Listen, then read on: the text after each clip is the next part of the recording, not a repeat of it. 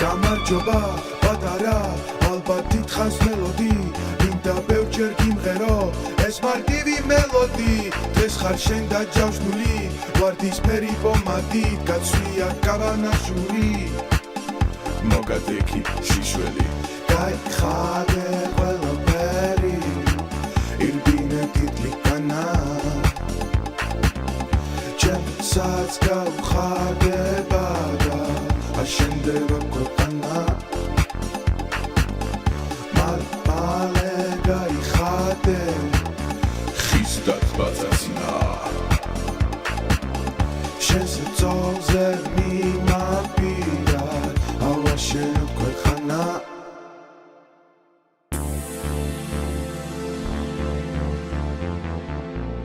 Welcome to Reimagining Soviet Georgia. My name is Brian.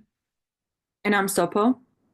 And today we have 3 hosts instead of 2. We are joined by our good friend, sometimes guest, Beka Natsvlishvili. Nice to be with you once again. And today on the podcast, we are very excited to welcome Professor Richard Sakwa. Richard, thanks for coming on to Reimagining Soviet Georgia. It's really great to have you. Why don't you introduce yourself? Who are you and what do you do? Yeah, it's a great pleasure to be with you today, particularly because I've always closely followed events in Georgia over the last decades. I'm an Emeritus Professor of Politics and International Studies at the University of Kent. I've just recently published a couple of books which are dealing with some of the issues we'll be discussing today. The first one is called The Lost Peace, and basically it describes how we messed up the possibility of what I argue was a positive peace order after the end of the First Cold War in the late 1980s. The second book is called The Culture of the Second Cold War. And that describes some of the, the psychopolitics, if you want to call it that, which I didn't, unfortunately, in a book. I've only just thought of the term recently, of the recent geopolitical contestation, which has deeply affected the societies in terms of, fake news about fake news, disinformation campaigns, propaganda about propaganda, and so on. And of course, the effective death of diplomacy and the inability to maintain dialogue, genuine dialogue, that is, political dialogue in which both sides listen to each other and maybe not accept, but certainly respect the concerns, both national interests and indeed larger civilizational concerns of the other. So that's what I've been doing in the last few years. And at the moment, I'm engaged in trying to finish a big book on the Russo-Ukrainian War. And so with a bit of luck, that'll be finished in the next few months. But of course, it's an unfinishable book. But at a certain point, you have to put the pen down and say, for the time being, it's enough. So that's me. Let's start with a historical overview. For our audience, could you just describe what happened to the global order and the security architecture of Europe in the aftermath of the Cold War, after the collapse of the Soviet Union? The world entered this moment of liberal internationalism, US unipolarity. And so for our audience, could you just describe what that world order looked like and how it came to be? I would have to go back a little bit further to discuss the question. My basic argument is that in 1945, at the end of the Second World War, and of course, today we're meeting and discussing on the 80th anniversary of the end of the Second World War. At that time, the great powers, and that also included China and India, even though India wasn't independent at that moment, they came together in the spirit of what I call comity, C-O-M-I-T-Y. It's a good word. Basically, it means that the great powers came together to establish an international system. And at its core is the United Nations. And since then, the whole body of international law and international humanitarian law developed on its basis. This international system, which I call the Charter International System, survives to this day, rather tenuously, but it nevertheless survives to this day. But at the same time, after 1945, at the level of international politics, we had two world orders contesting. We had the Soviet vision of a communist alternative to capitalist democracy. And of course, we had the United States-led political West. I call it the political West. Others call it the collective West. Others call it the liberal international order. It's not quite the same. The rules-based order. Call it what you like. But nevertheless, a transatlantic power system and so on and so forth. Whatever you call it, a US-led system, hegemonic system was established. And so at the level of international politics, after 1989, the world order based on this Soviet alternative collapsed, which of course then allowed the radicalization of the political West. I mean, this took many, many forms. Underlying it, of course, and I don't want to, become too Marxist about it, there was a materialist change. In the first 40 years after the Second World War, roughly 1945 to 85, we had a social democratic movement. And of course, in part prompted by the very existence of this alternative world order, the Soviet Union, based on, in the West, it was based on a type of production, Fordism, production lines, and so on. But also, we're under Soviet pressure and fear of communism. It included a social democratic dimension, the building of welfare states, and so on. In short, after 1985, Gorbachev's reforms, even before the Soviet collapse, this had been running out of steam. And the last 40 years, we've had domination of a neoliberal world, which has hollowed out the state, hollowed out visions of the future, hollowed out the perspectives for our generation. Generation Z now, of course, is in desperate straits, student debt, housing issues, etc., etc. But in a geopolitical level, since the end of the First Cold War in 1989, we saw the political West radicalize completely, claimed to be the universal alternative or the universal model for human development, not just in Europe and its own zone, but across the world. And of course, it achieved this by various claims of unipolarity, regime change, unprovoked invasions of this, that, and the other, including, of course, Afghanistan in 2001, Iraq in 2003, Libya in 2011, the bombing of Serbia in 1999. And of course, this was accompanied by huge ideological radicalization. Now the world is changing. And we're shifting from unipolarity to multipolarity. The big example, obviously, the BRICS grouping. Indonesia joined earlier this year, huge development. The emergence of much stronger Bandung spirit, which I think Georgia is quite close to in some ways now. That is non-alignment, neutrality. They don't want to get involved yet again in the Second Cold War and all of the associated geopolitical contestation, bloc politics, subordinations, subaltern, the elimination of choice, and so on. So that, in sum, is where we are. Could I just say two things, just to finish this, is to say that where we are now, I actually, and you do, and implied, we're in the beginning of a third post-war epoch. We had the first 40 years, the second 40 years. Who knows what it's going to be? Many people use the Gramscian term interregnum, between two orders. But what the new order will look like, we don't need to speculate. We know what it should look like. It should be a return to the United Nations-based system, charter internationalism, that is sovereign internationalism rather than this liberal globalism. So sovereign internationalism is at the core of the charter system. We don't need to reinvent anything. We just need to say to the US-led political West, which is, of course, that's going to be the second thing I'm going to say in a minute, to say to it, look, okay, don't try to substitute for the charter system. Okay, you can do what you like, but don't try to impose your views on everybody else.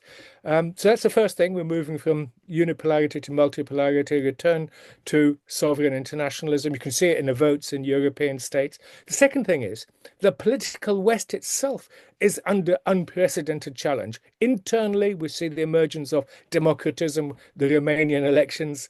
We see this, of course, in Georgia. We see it in the United States, degradation of its own democracy, and not just there. But we're seeing a peculiar phenomenon. Under Donald J. Trump, the United States is engaged in a double defection. It's defecting from the world order that it created. It regards its burden was too much, just like Russia defected from the Soviet Union in the late 1980s. No one expected it. The center defected from its own system. That's what we're seeing today with the United States, with its Atlantic power system, the political West. That's fine. I welcome that actually, because it means the double defection, the second defection, is defecting from the Charter international system. That is, the United States is repudiating what it own helped create in 1945. That is the body of international law, United Nations.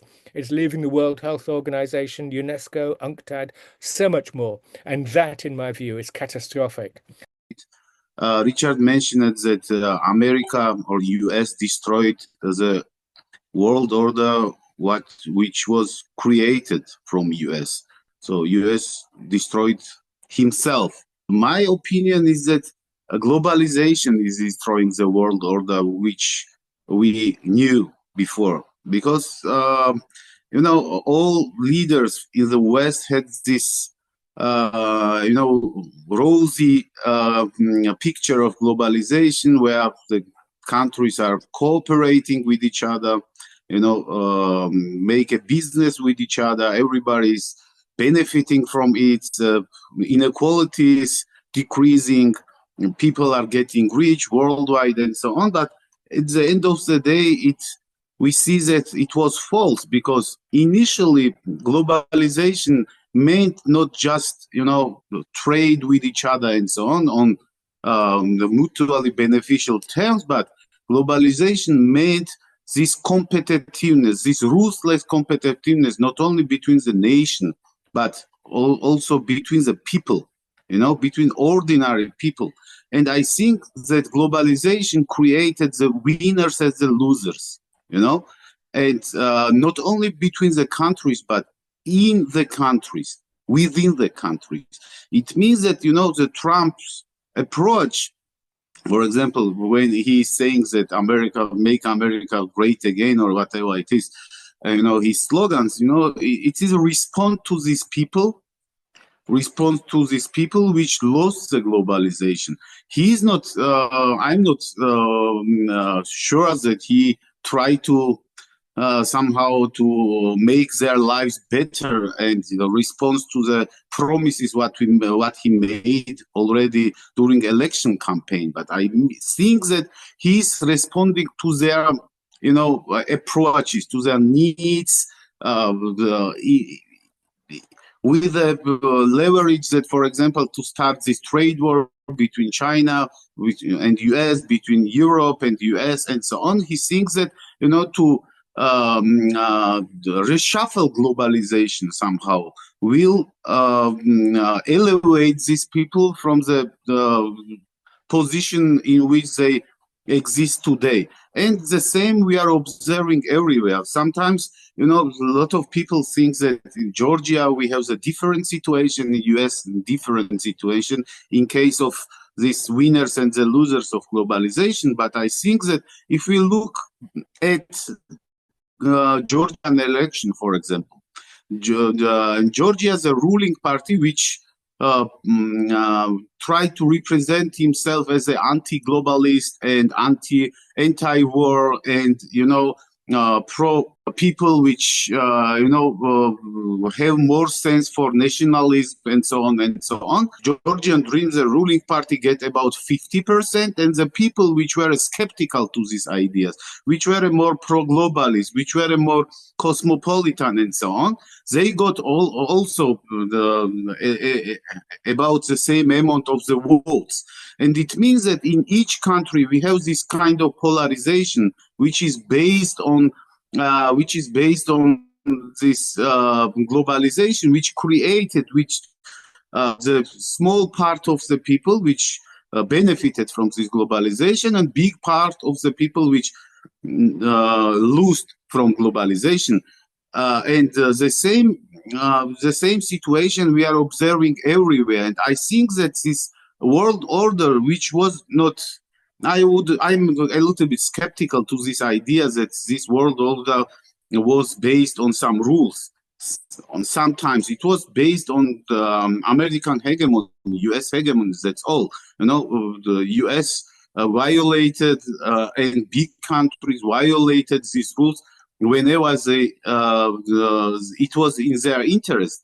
And that's why I think that not this political order is collapsing now, but economic order is collapsing. And that's why the political order is a superstructure of economy is collapsing also to the same time. I mean, I've got 5 responses to what you just said. So the first one is to say that you're right, that MAGA is too easily dismissed as simply a fantasy of Trump's mind. What clearly it's responding to genuine needs and concerns. The thing about Donald J. Trump is that for a long time he's been asking the right questions. Sometimes he gives the wrong answers, but the questions themselves are why he has been twice elected by the American people. And so that as we've seen now with his second election, his first election wasn't just an aberration, a blip. It was reflecting deep structural, economic, socioeconomic concerns. So you're absolutely right in that. Whether he gives the right answers or not, we can discuss. I mean, I would argue that that it's hit and miss, of course, and it's inconsistent and all the rest. The second thing is, of course, that for what you're saying, I come from the United Kingdom. We've had Brexit since 2016, and that also was a reflection of the concerns which you've just given voice to about exclusion, poverty, inequality, marginalization of whole regions in the United Kingdom. We're talking about the northeast, the northwest, parts of the Midlands, of course, large parts of London, and so on and so forth. So it's a neoliberal globalization has exacerbated it. There are winners and losers, and it's been and Brexit vote was again a response to that. In part, the other part, of course, was the what I would call the involution of the European Union itself, which is abandoning its own initial mission, which I always believed was as a peace project. And it's, of course, now moving from a welfare state to a warfare state. And that was quite visible many, many years ago. And Brexit, of course, didn't really talk about this aspect of it. But certainly for me, that was important. So that's the second thing. As you say, the third thing to say is that you talk about globalization. It was always a project. If before 1989 and the collapse of the Soviet Union, it was hardly ever mentioned. You looked at textbooks, occasionally there. It was talked about above all as a big phenomenon before the First World War. In proportional terms, until recently, there was more globalization before 1914 than there was until recently here. But that wasn't neoliberal. That was based on national interest. That was, of course, UK, British model of free trade and so on. But the key point is that this was it was a project. There's a technical side to globalization. This is the communications revolution. This is the financialization. This is the technical and the containerization, for example. Just simply the invention of the 20-foot container was just an absolutely transformative element. But there was also an ideological aspect to it, and that is, as Naomi Klein, whom I'm a great fan of her work, The Shock Doctrine, showed with Milton Friedman, and the neoconservative emergence in a neoliberal moment, which of course is at the heart of the political West's project. You're right. So that's all there. Now we're seeing, as Karl Polanyi would say, a counter movement. And of course, the discussion we're having today, I think, is part of that counter movement. The fourth thing is this rules-based order you mentioned. You're absolutely right. This rules-based order is the alternative to the charter-based order, of whom I'm a great defender. So indeed, it was an imposition. It was a usurpation of the rights and privileges that should belong to the UN General Assembly and even the Security Council, the UN Security Council. It was a usurpation, and that usurpation has been disastrous. And the final thing is that the fifth thing is what's fascinating at the moment is, and reflecting what you've just said, is that these changes which you talk about are political, ideological, and so on, geopolitical, but there's something else going on, a very profound change in the actual structure of the economy and the technology underlining it. Now, we're talking about, in this second phase, we had, Fordism until 1985, roughly. Then we had this hugely financialized, speculative, dangerous, endless crises and so on, but hugely dynamic in terms of technological development. Now, the so-called fourth industrial revolution doesn't need long supply chains. You can shorten it. So you don't need to make your stuff in China and so on, because the actual cost of physical making things is it's changing. So you could do it in Pennsylvania, Pittsburgh, and so on. This is why. And of course, you've got those artificial intelligence, which really is going to transform my life. Well, even my machine is now talking to me and telling me things I don't want to know. My laptop I'm talking about, I don't want it. I don't know how to disable it, but it's telling me all sorts of things and prompts popping up when I don't want them. But that's just a little example of just how artificial intelligence and all of that is going to change the fundamental structure of the economy. And that makes it all the more incumbent upon us to examine, as you say, the political economy, the material basis of life. And so we have to do it, genuine economic needs. Of course, we talk about a new age of protectionism. And of course, that is only reflecting the sovereign internationalism at the geopolitical level. That, in other words, this hyper-globalization, it did lead to all the bad phenomena you mentioned, but also many good things. I mean, it really did, change the world in this, for example, I've just come back from a little while ago from Indonesia. 20 years ago, Indonesia passed a law to say that there cannot be any dead spots for telephone and broadband. Of course, it hadn't really developed then, but later on. And I must say, Indonesia, a vast country, it's more advanced than the United Kingdom. Here we are, we've squandered billions. I have no idea where they go. Well, I do, to the pockets of various people who shouldn't be getting them, like our privatization and so on. Whereas in Indonesia, a middle developed country, a middle power, fantastic coverage. I can barely use my mobile telephone in Canterbury because there's no signal. Whereas throughout Indonesia, I didn't go everywhere, of course, there was a fantastic signal. That is a sign that the world is more connected. So globalization is just a framework in which we're talking about a fundamental way in which the world is becoming smaller. We're all becoming interconnected. And I'll just sneak in a sixth point, and that is to say, what really shocks me and angers me even is that given the huge potential for peace and development, that the political West is still generating war and conflict out of nowhere. There's no need for conflict over Taiwan, for example. And yet, the neocons and the liberal interventionists really itching for war in Washington, and Trump, his instinct is against it, but he usually succumbs to these warmongers, and that's why I very much admire the way that Georgia is saying no, chvatit, enough, basta, enough. No, it's why do you need to get dragged into? And of course, the Russo-Ukrainian War was the most avoidable war in history. There was no need for it. I mean, it was just literally no need. But for 20 years, the neocons and the Washington and London were just itching to pull Ukraine out of a normal we want a sovereign democratic Georgia, independent Ukraine, and so on. And it wasn't allowed. And this is what this war is about. It's about this models of order. Given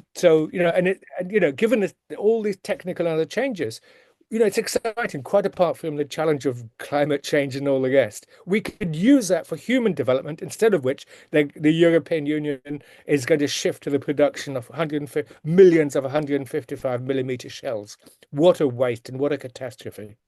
You talked to Richard about the 20 years of warmongering, the increase of a security competition. And we also, of course, talked about some of the geoeconomic dimensions of this US-led unipolar moment in the aftermath of the Cold War.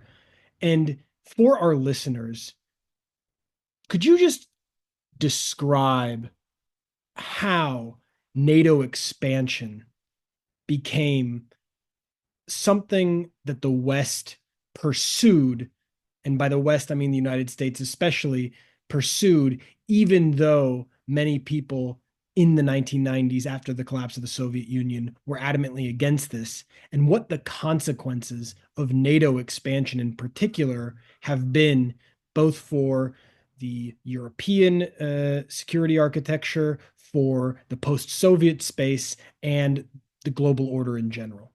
So the first thing is, again, I constantly go back to 1945 because we're still living in the post-war epoch. The first Cold War, we saw this emergence of, as I said, the political West with NATO at its core, plus the European Union, and a whole ideological apparatus associated with it. This political West was created in the first Cold War, but after the end of the first Cold War, we thought that NATO and the political West needs to move on and to move to a new agenda. In fact, the exact opposite happened. With the collapse of the Soviet Union, it intensified its ambitions, its universal ambitions, and the expansion of NATO, of course, from 1990 moment, the debates over NATO, whether it would, the United Germany would be in or out or what have you. The problem was, after the end of the first Cold War, two fundamental visions, alternative visions of post-Cold War European security clashed. On the one side, this was based on all the fundamental documents. We're talking about the Helsinki Final Act of 1975, the Paris Charter for a New Europe of November 1990, the Istanbul Agreement of 1999, OSCE, that's Organization for Security and Cooperation in Europe, and the Astana Declaration. All of them say two things. I mean, they say many other things, but they say two basic things. The first one is the vision that individual states have a choice, free choice, of what security order they wish to join. The second key principle is that that European security has to be inclusive. Well, the West has stressed the first principle, free choice. Ukraine can join any military organization it likes, even though we nearly came to war over Cuba in October 1962, and Cuba tried to exercise that free choice. And of course, it's crazy. I mean, for example, today, if the Republic of Ireland, which is neutral, decided to join the Shanghai Cooperation Organization, within 10 minutes, it would be invaded and bombed by the United Kingdom. It wouldn't allow. So it's total hypocrisy, utter hypocrisy. But when it was anti-Russian, it works to the benefit. Of course, they're going to defend it. Second principle is, of course, to say indivisible security, of course, which Moscow stresses.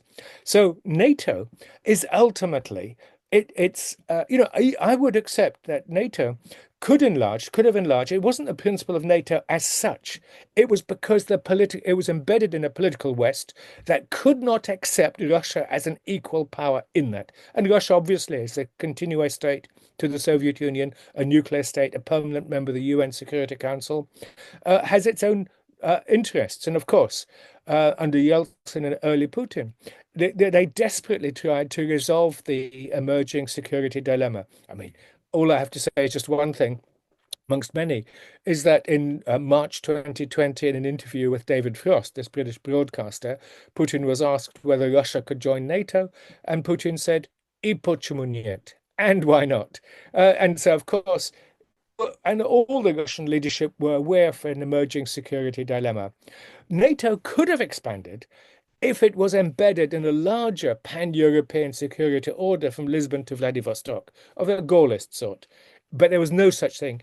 Even Zbigniew Brzezinski, in a dreadful book, the Grand Chessboard of 1997, which cynically played with countries like Georgia and Ukraine as little pawns in this larger geopolitical game, totally, playing with them, and of course saying Russia has to be ensured that it never becomes a major power, which is absurd, as the greatest nuclear power in the world. But even Brzezinski said, passionately in favor of NATO enlargement, but even he said, if you look, he said, but of course, it has to be embedded in a larger European security order. And it wasn't, of course. So NATO is symbolic. And whether the promises not to enlarge in 1990, I think it's now conclusively been demonstrated that the United States, in negotiating this in 1990 about German unification, was acting in bad faith. It's now clear that they bamboozled Gorbachev and the Russian leadership, even though people like Valentin Falin and others were well aware of what was going on. But basically, they did not promise not to expand NATO. they fluffed it. Lots of other leaders, Thatcher, Kohl, and others, Genscher, did say they naively thought, but Washington was playing a very cunning game, and it kept the door open. So the initial, did they give the promise or not? Implicitly, it's even worse a situation, because not only perhaps they didn't give this promise, but that they consciously bamboozled Moscow and Gorbachev in those negotiations. Now, is that bad faith or not? I mean, so, no wonder Moscow should be even more upset, even though there was no promise not to enlarge, and certainly was never given treaty form. It was bad faith. And it's our bad faith which has poisoned relations to this day, and which is what has provoked this dreadful war at the moment. About 2-3 years ago, when the Prime Minister Garibashvili took over Georgia, I started sensing, because it's very like much more open space in some way, but still very much Georgian, the government, Georgian opposition, sort of society, the civil society and so on. We're very much kind of going towards, Europe is our only path forward, EU membership, and everybody's sort of working towards,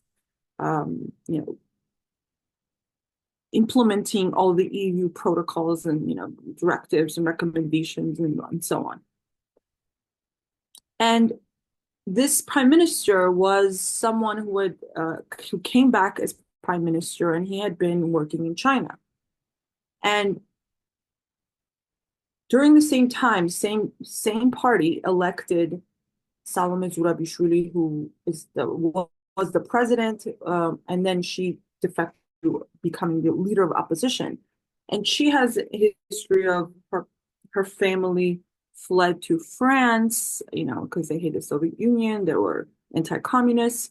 And then her uncle was actually fought for the Nazis and so on. And so she comes from this line of Georgian emigres in France.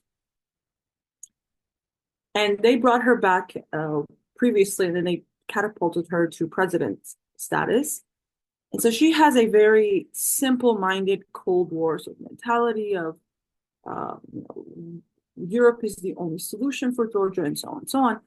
And a lot of the civil society as well has the exact same mentality. And I first time noticed, before Georgian Dream became much more sort of pro-neutrality and non-aligned and so on, there was already this younger generation who didn't have this sort of baggage of the Soviet Union and needing to be anti-communist, being like, look at Asia, it's moving in leaps and bounds. Why are we limiting ourselves to only this EU path, and also taking on this incredible responsibilities of the EU without having a developed economy that would, hamper down a lot of ability to grow the economy.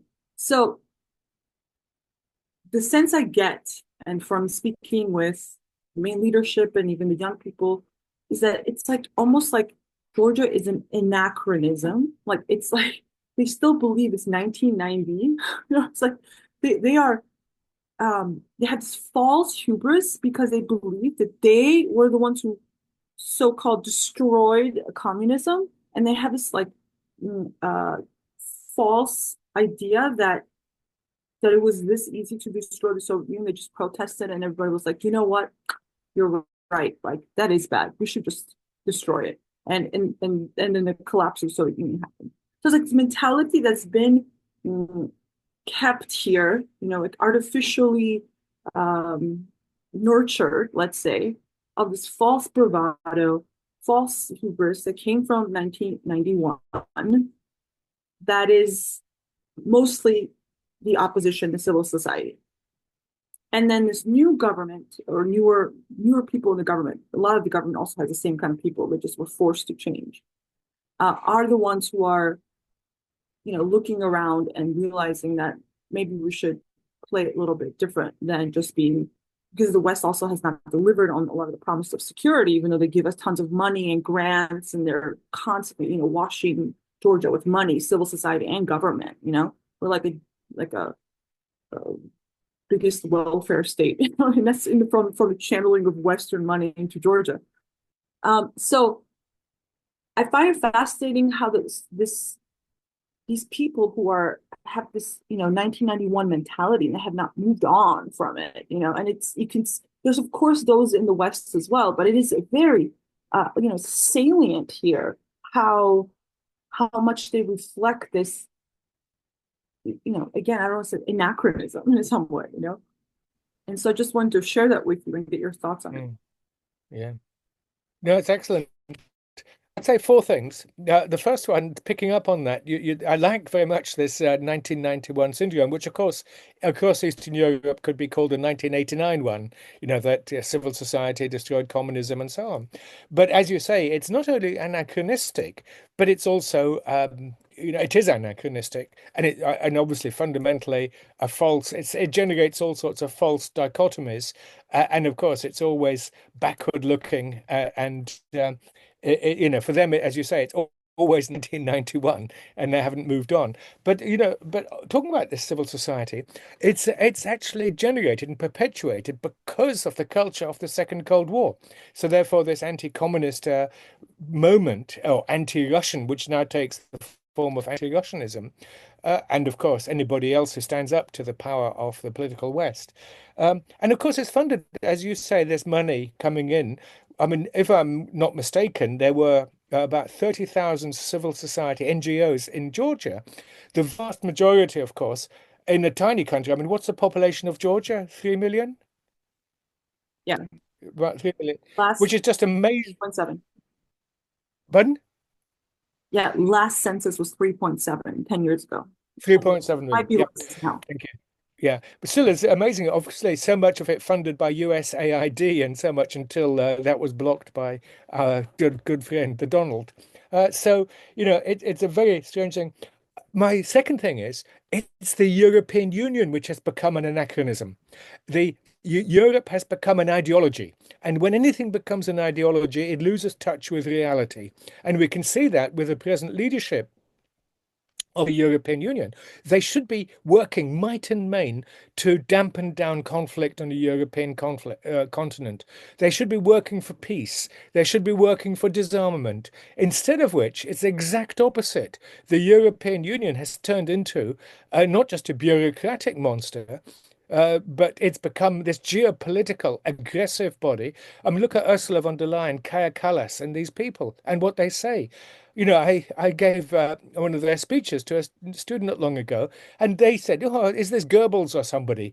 I'm sorry to be so harsh, but it's so phenomenally filled with hate, in particular against Russia and anybody who stands against them. It really is frightening.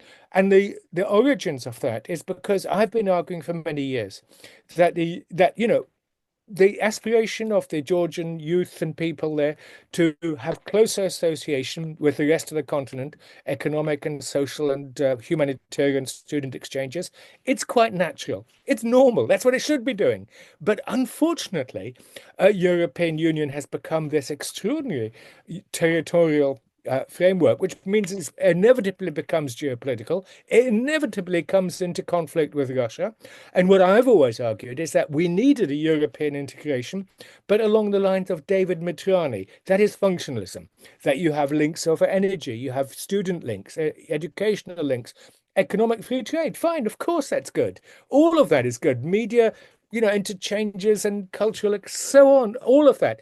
It has become the opposite. Every single one of those things has now become geopolitical, and it has voided the European Union of those aspirations of your youth, which wants to live in a normal continent in a normal way. It's become the exact opposite. I'm now glad about Brexit, that we're not part of that degeneration. And just look at the leadership of the European Union today. It's so frightening, these people. The German Foreign Minister, Annalena Baerbock, the way she talks.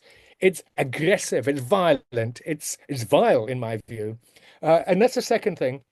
The third thing is that you talk about security. What's actually happened is that years ago, when the Russo-Georgian War of 2008 developed, that and our great foreign minister David Miliband, instead of going to Tbilisi or somewhere, he flew to Kiev and said basically to Kiev in 2008, "We will save you."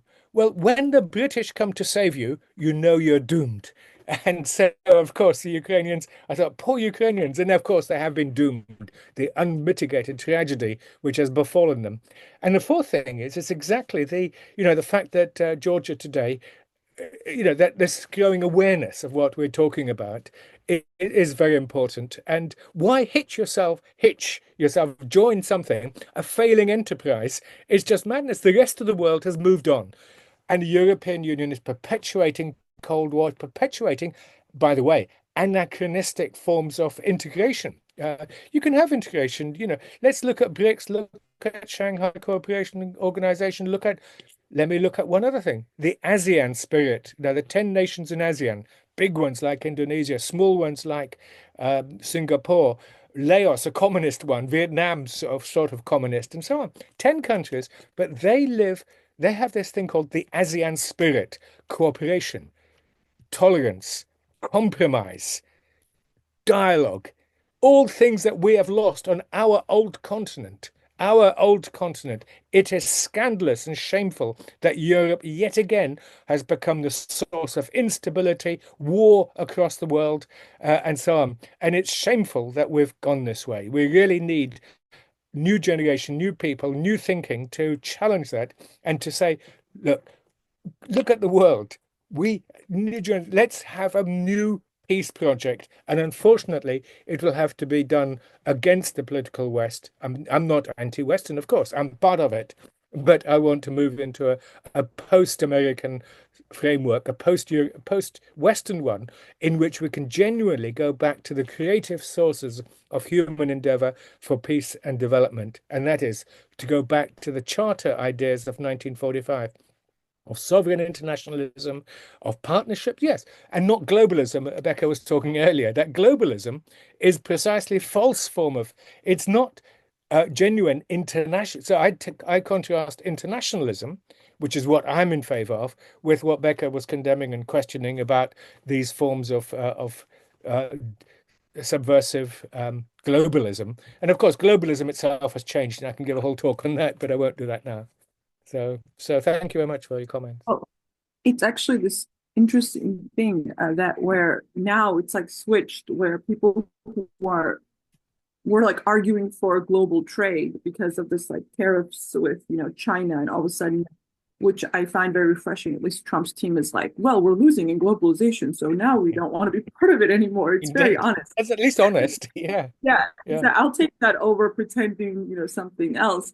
And so now it's like, no, actually global trade, and not just this, we stop it because whenever, US no longer benefits, we now have to dissolve the entire international system and then put every country also in danger because this global system that they've built is now crumbling with, sanctions and all these restrictions now and so on and so forth. Yeah. So can I just repeat before Beka comes in? Just to say that you're right, that's why it's a double movement under Trump. The positive one is moving beyond the geopolitical NATO political West. But a negative one, as you just said, is that it's actually doing a Samsonite, pulling down the whole temple while it's leaving. So could it just leave quietly, please? I would add something what Sopo told. We had a lot of conversation even in this podcast about memory politics, how this post-Soviet, not post-Soviet, but post-1990 mentality was created, this Western-centric mentality and so on. But it's very interesting that Sopo mentioned that new government, this government, now is reorienting and, looking not only towards the West, but he's trying to find new partners and so on and so on. But it has also economic reason, for speaking. We signed association agreement with European Union. This is is a visa-free and free trade agreement with the European Union. 2014, 2015, it went in force. But do you know what is interesting? That if we look at the figures, the Georgia, even we have the free trade with European Union, even we should improve our economy through this more close relation with European Union. If we look at the figures, we see that the import from Georgia to European Union is on the same level like it was before 2014, but export from European Union to Georgia is increasing. The trade balance between European Union and Georgia become even worse. And the third, even because we are some neoliberal experiment in Georgia, and I call it neoliberal experiment, but we are, I think, the last bastion of neoliberalism. But even if we follow the logic of the all governments what we had in Georgia, that Georgia should improve their economic performance through the foreign direct investments. If we look at the Georgian and European Union economic relation, even foreign direct investment from Europe did not increase. This is very interesting. All people had this big expectation after this association agreement, but it failed. And every time when I was in parliament, I was a member of the parliament, and I was a vice chair of committee for European integration. And it was very interesting when I asked my colleagues and ambassadors and so on, that European Union, because we got in the same situation like, for example, the countries in Europe after Second World War. After the collapse of Soviet Union, our economy, our social fabric, our social system was devastated, disintegrated. It was totally deindustrialized the economy. And it was almost the same condition like it was after the end of Second World War. And what Americans did? Americans started this Marshall Plan. Marshall Plan was not just the money from US. Marshall Plan was technical assistance. Marshall Plan was the investigation, and Marshall Plan was really the opening of US market for the goods from Europe. Just to it has his own goals as Marshall Plan. It was not the charity. It was just to deter Soviet Union. But all European leaders are talking about how to deter Russia, how to compete with Russian influence in Georgia and so on.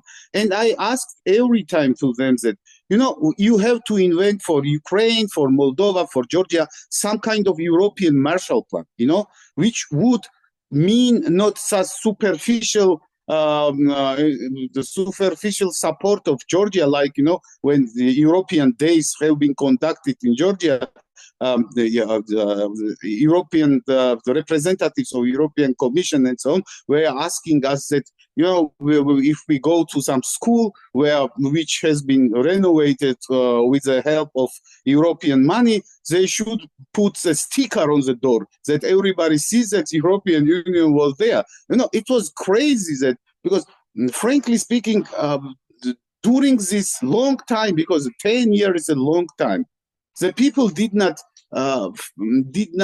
feel the tangible results from this relation. And that's why I think that this reorientation of the Georgian government and to look at more to Asia and so on, to find some new partners, economic partners especially, is a result of this politics of European Union, which thought that, just as idea, European Union to exist as an idea, not the tangible, not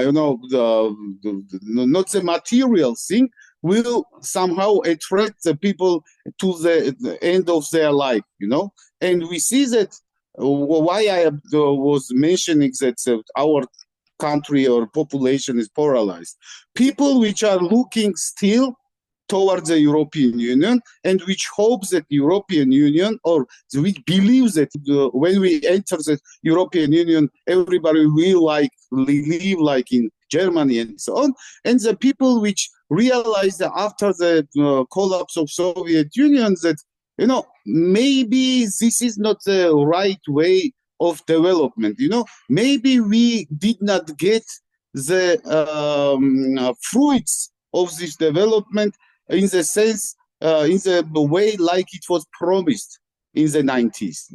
That's why this shift of Georgian politics has not only the geopolitical dimension, it has also economic dimension, because if we look at US and Europe, what is the most, what is the thing which makes Europe so unique and attractive, or what made Europe so unique and attractive? It was a welfare state, But we see that this welfare state is diminishing and diminishing and diminishing in Europe. Europe is losing his attractiveness, and if as you mentioned, if Europe will turn in the warfare state, it will lose his attractiveness for all.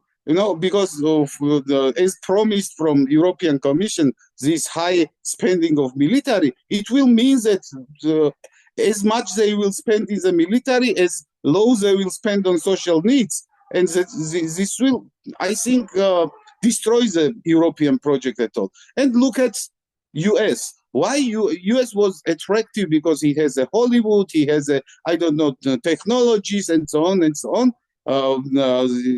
Advanced technologies and so on, and it made Europe, the US, so attractive. But both poles of this collective West is losing its attractiveness, because China, if we take China is only one country, I think only one country which fully benefited from globalization through this regulated economic policy and so on. And it is understandable that a lot of countries are now watching in the East, because first East model of Eastern economic development became more robust and attractive during the globalization. And the second, this technological hype which were produced in US, we are finding in China also, and in more extent way and more extent volume. Yeah, no, you're absolutely right. In China, we had controlled globalization in which the state maintained its capacity with targeted industrial policy. But going back to another of your points, what we're witnessing today is something even worse than what you've just said.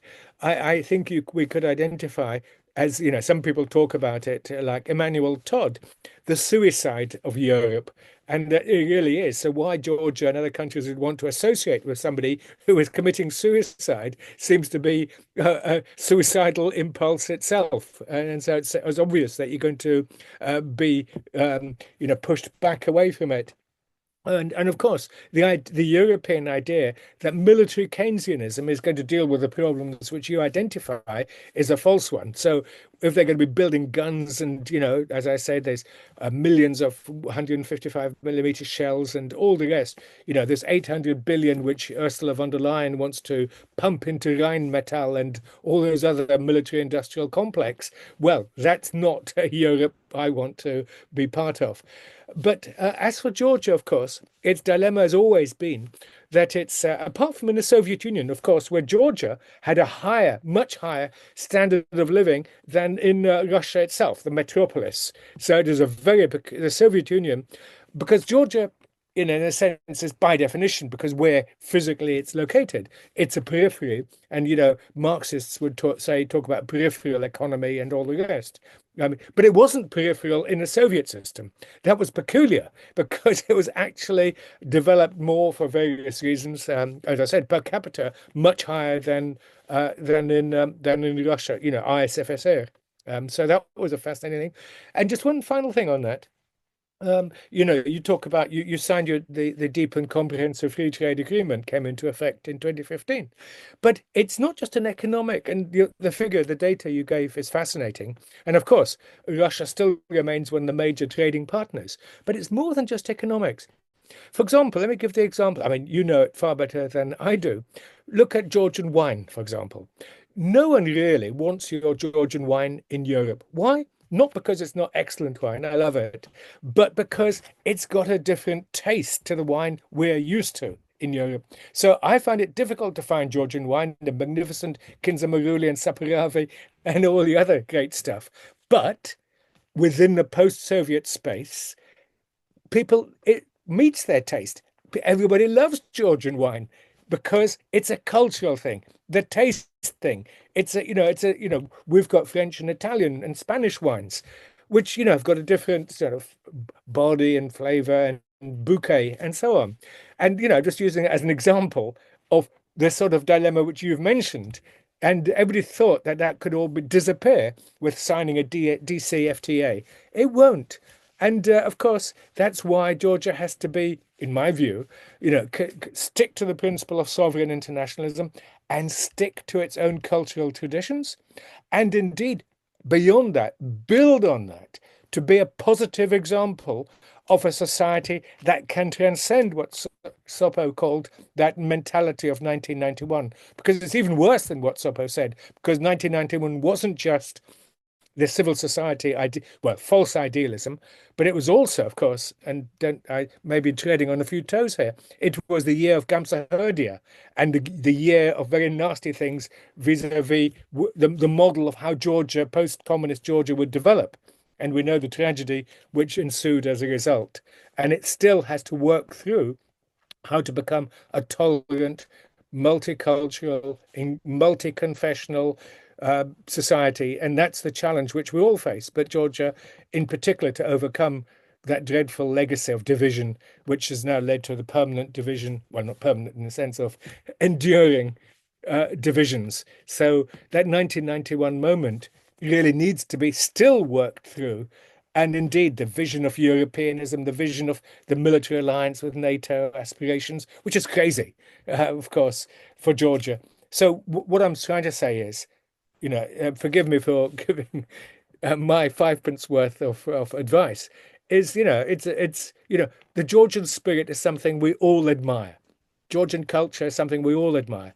And now it needs to take the next step forwards, a genuine articulated position based on the Bandung spirit of 1955 and 1961, based on the Charter of 1945, and to say, we've had enough of this looking backwards, enough of this division, enough of being a pawn of the great powers. Let us now, Georgia principles stand as, as a positive contribution to regional peace, domestic peace, and of course, then delivering global public goods. And little Georgia, who I admire enormously, needs to take that step. But it would take a lot of courage, and it'd be very difficult to do. But it needs to be done, and it's even started to be done, but as far as I can understand it. Yeah, I think the Georgian government wanted to go back to normal relations with the US with the Trump presidency, but because they're still getting hammered by the Trump's presidency, they're being forced to continue the path they started before Trump, because they're not able to go back to so-called normal. So I find it fascinating because it's this another kind of draconian law against Georgian government is just passed the House in the US, and so this has got them angry again because they kept trying to normalize relations and with Trump, but it didn't really quite bite yet. So it's interesting what will happen because despite the fact that the idea of even having non-aligned or neutrality or really didn't become dominant until this government was form their politics around it, right? To even have this skepticism towards the sort of political West, as you call it, is a very, very new fledgling development. It happened the last year. I was called crazy to challenge anything by the US like 3 years ago, and now it's like half the people at least are with me. Like, yeah, you're right. We should question that. And it happened quite suddenly. And so I think that no one the government especially was not ready for that because they have always been sort of a Western proxy here, and it's been, for them, it's like betraying the source of all of their admiration. They all love like Ronald Reagan and like they love the US, it's their everything. And of course also the UK, Margaret Thatcher and so on, because they're all very, conservatives and neoliberals. I mean, you're referring to this extraordinary Megobari Act going through the U.S. Congress, which is just astonishing in its, as you say, you try to normalize things and they zap you with sanctions and all sorts of restrictions. And of course, the European Union has suspended its accession talks and so on. So, yeah, it's really tough. And this is exactly why I talk about a second Cold War, and it's really tough for countries like Georgia. But at the same time, unlike the second Cold War, this isn't based on communism versus capitalism and simple. It's more complicated than that. And we have, the emergence of a political East, which gives you space. I'm thinking of you mentioned China many times, and and of course the Bandung and ASEAN and Indonesia and all of that. And indeed, the geopolitical pluralism is possible, and even Russia, which of course, it's now embroiled in this awful war. But even Russia, I don't know how many tens of thousands of Georgians still work in Russia, if not nearly 1 million. I've heard this figure, which of course, which means that remittances are very important for the Georgian economy. And of course, there's a cultural links. As I keep saying, the bouquet of Georgian wine is very specific. And indeed, the bouquet of Georgian culture is very specific, which, it has and it's very much enjoyed in the region, but not so much in Western Europe. Thank you, Richard. But you touched this issue already, and Brian also. But generally, if we talk about neutrality, or if we talk about military non-alignment, somebody have to guarantee it. Just to announce that I am neutral or I'm military non-aligned, it does not mean that everybody you can afford it. That's why. What do you think? For example, Russia is let's say Russia is a threat. Okay, but somebody have to balance Russia, or so between different forces, between different cities, there should be some agreement about Georgian neutrality, and this should be not just agreement, but it should be guaranteed somehow, materially also. What do you mean if the West will step back from this region, or don't pay such attention like it made before? Do you think that, for example, China will guarantee this neutrality, or Georgia should bring in as much as more actors as possible to guarantee this neutrality, or military non-alignment? That's a fantastic. Thank you for doing that. I mean, because I disagree very much with what you say. I like what you said, if you see what I mean, but I disagree. You do not need a balancer. That's precisely. Georgia doesn't have any enemies. You're unlike Armenia, unlike even Azerbaijan, unlike Iran. Turkey doesn't have. You have good relations with your neighbor Turkey, and Russia. As long as neutrality is what it's been asking for. That's what it wanted. The Ukrainian constitution, the Ukrainian declaration of sovereignty in July 1990, and so on. And then when it repudiated its neutrality, it then became a problem. So Georgia doesn't have any enemies. It doesn't need to bring in a balance. You don't need guarantees. The only guarantee is, and let me put this a bit further, is that the statehood that you regained in 1991, sovereignty, it's like a precious gift, and it has to be managed by intelligent statecraft, good diplomacy, building relationships with your neighbors in the first instance, instead of like the crazy Ukrainians who had a sharp stick and were poking the Russian bear with a sharp stick for 20 years and expected the bear to do nothing. That doesn't justify Russian actions, of course not, but it does explain it a little bit. Georgia should put down that sharp stick. It should, and say, look, and it's intelligent statecraft, which I see, in Tbilisi and in society.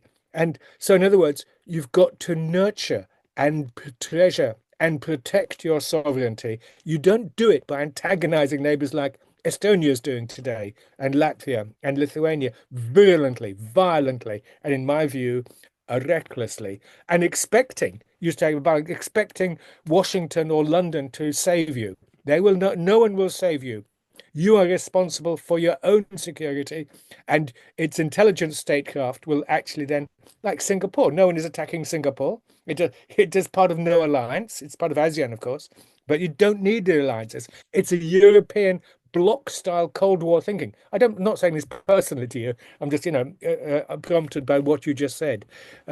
So, no, I disagree fundamentally with that model. Ukrainians thought this, and ultimately, Washington will betray you sooner or later, and London immediately, Washington perhaps a bit later, just like they did Diem in 1963 in South Vietnam. And they put a puppet too there. So, no, you don't need a protector. And the Chinese, of course, you should build up good diplomatic, economic, and social relations with China. It's a great power. And with Russia and with India. Of course, you're open to all, closed to none. And that is how you can save your thing. As I said, you're lucky. Georgia is one of the most lucky countries, as always. We all always know that. But, it's lucky because it doesn't have, the major geopolitical threat. I mean, Russia has got absolutely no interest in crossing the Caucasus again. And, we know what, of course, Abkhazia and South Ossetia are permanent irritants, and it's dreadful. But even on that, if I could put my 10 kopecks worth on that one, it is to say that, ultimately, a peaceful reconciliation of the peoples would be the first step, and then gradually build on that, perhaps then to build a larger economic and political community, which brings back your friends and allows, hopefully, to some degree, some of the some people had to forcibly leave Abkhazia, the refugees, some of them perhaps in due course back to their homes. And, and then that Georgia, the magnificent socialist confederation of Georgia will emerge, in which all the peoples can live peacefully. But obviously it has to be done peacefully, and you have to build trust and on the basis of the communities. And but don't let the external powers exploit your own divisions, which of course, unfortunately happened earlier. Yeah, I think I agree with most of what you say. I do think there's a very strong tendency to want to join NATO to forcibly get back Abkhazia and Ossetia. So, at the end of the day, I don't know how many Georgians are committed to a peaceful, slow reintegration with Abkhazia or Ossetia. I think that's actually a problem, because the tendency is very much an ethno-nationalist political tendency in Georgia, which kind of is on all sides, I understand that. And of course, that sentiment is nurtured as well by the external powers who, because the Russophobia has become so deep and actually pathological now, is that these people have, it's taken to the point of madness. And I think that, as you say, it takes patient work domestically, because, violence, it won't. Plus, of course, you've tried the violent way. It's been tried. Richard, it's not about, I did not tell that somebody have to protect us. It's just, I'm more realist in the sense, people think that, theories of neutrality are not the part of realist theory, but it is a part of realist theory. It does not mean that one country should guarantee it, but that multiple countries are guaranteeing your neutrality. Without the guarantee of neutrality, if there is no threat, it makes no sense to be neutral. You need the neutrality because there is a threat. Without threat, does not exist any neutrality. And that's why to become the neutral, countries are guaranteeing, different countries, different forces are guaranteeing your neutrality. To go back to wrap up, as it were, the final thing is where are we going? What's the future hold? I'm deeply pessimistic. I've spoken in a sort of rather optimistic tones for Georgia, in a sense too. It's easy for me sitting outside so many thousand miles away, to discuss your fate. But that's one reason why, by the way, I was so pleased to participate in this discussion, because Georgia has always been, something which are fascinating. And as I may have mentioned, I'm planning to go to Georgia in June for the first time in many decades, regretfully.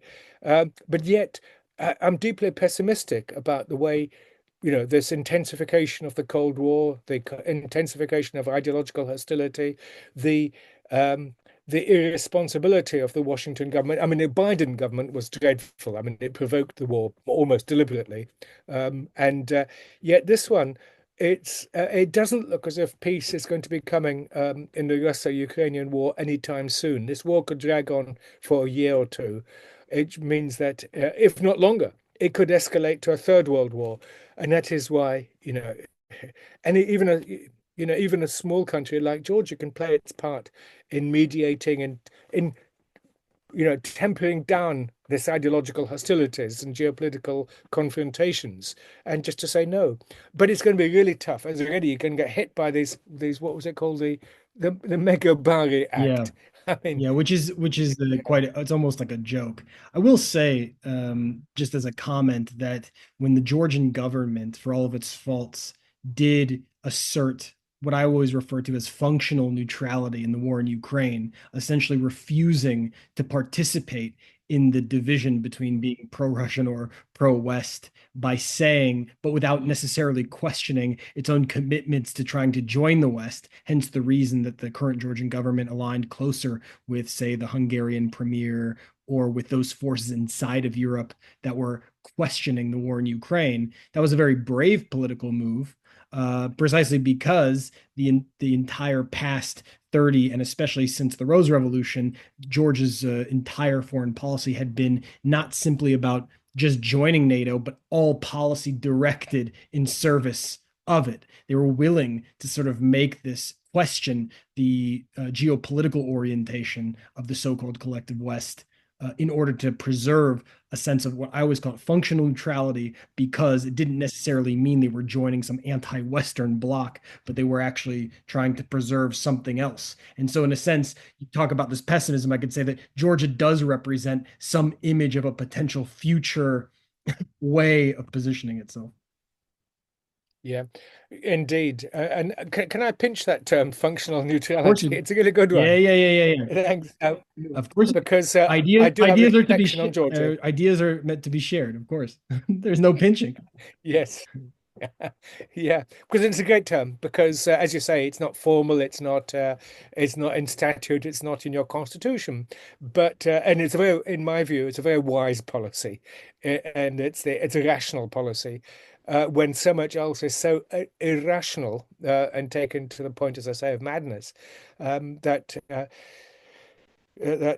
functional neutrality. Of course, this obsession with joining NATO, I simply cannot understand it, because you would join a security body to ensure your security. But by trying to join that security body, you undermine your security, which is what the Ukrainians did. Is a paradox which I simply can't get over. It shows the sort of the bankruptcy of so many of these post-Cold War elites in Europe. And of course, it's two things here. It was driven by Washington until recently, and the fact that European elites didn't stand against it. I mean, of course, Merkel and Angela Merkel and Sarkozy in 2008 in Bucharest were opposed full immediate membership. Yet, so it was very dysfunctional, the whole thing. Could you imagine actually having a new security pact that Russia has been saying that will include Russia? Because I have a feeling like European states, well, the main ones at least, and also the virulently, Russophobic ones like the Baltics and so on, which have dominated so much of the European political trajectory, unfortunately. Can you foresee that, say, France, Germany, and so on would allow Russia to be part of some kind of a larger security pact? Because Russia is so big. They've always treated it, historically as sort of annoying thing that they just kept using to, destroy their own revolutions, use it as their reactionary force against their own people and other, to keep their empires intact. And they've never really had respect or care. They've always despised Russia, historically.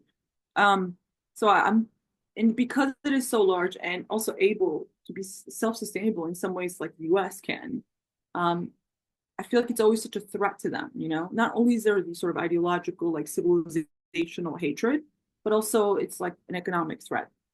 And so I almost have like a hard time imagining Europeans ever being like, you know what, we should do a kind of a security pact that would include Russia. That's a great way to end, actually, because I've always said, and Bismarck used to say this, that the secret of successful diplomacy is a good treaty with Russia, and of course he stuck to that. And even Macron, in his in his early days, was saying there can be no security in Europe against Russia; it has to be with Russia. At the same time, I've just come back. I've been to Pskov and Moscow just a few days ago, and even at the time of this 80th anniversary of the end of the Second World War, I can tell you the overwhelming sense there is that what is surprising is that there's even in the fourth year of war now, there isn't a militant, obviously there's a sort of sense of resolution and obviously all sorts of currents, but ultimately Russia is a European state. The people are thoroughly European, culturally, in all sorts of ways, of course, with their own specificities, just like all countries should have their own specificities. And so, yeah. So can it happen? Yes. Will it happen? Not in the immediate future. Should we work to make it happen? Yes, we should. And that is, and it's not just Russia.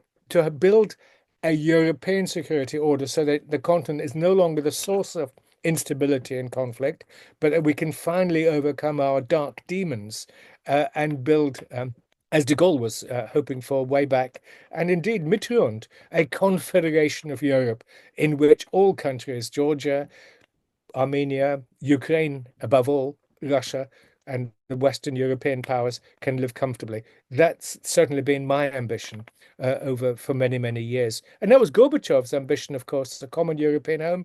And of course, and I will say this, that this was Putin's early desperate desire to do this. And of course, at each point, Washington put a spoke in the wheel. And it is Washington. Now Washington is changing and it's throwing Europe back on its own resources, only to find that Europeans have so internalized this Washington way of thinking that they're going to perpetuate it in the absence of Washington, more papist than the Pope. And that is the paradox in which we now find ourselves. But I'm an optimist. Optimism, pessimism are meaningless words, but because we have to work on the realities. And the reality is there is no alternative to working for a new European peace order that includes all the states in that, all the way from Lisbon to Vladivostok. And it will be a post-American political community, not, and I stress not, an anti-American one.